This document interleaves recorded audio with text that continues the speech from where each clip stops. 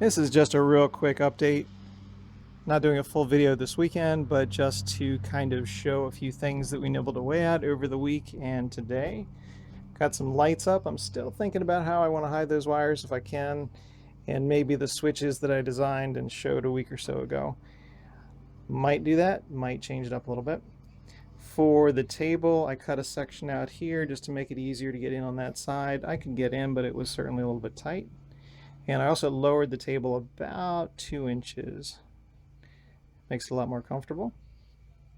And hung another light of the same kind over the sink.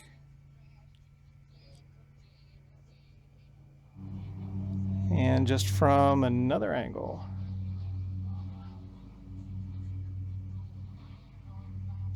The interior will be polyurethane, so all this wood will be covered and protected and kind of glossy. And as far as the counter here, that will certainly be covered, so it can handle getting a little bit wet.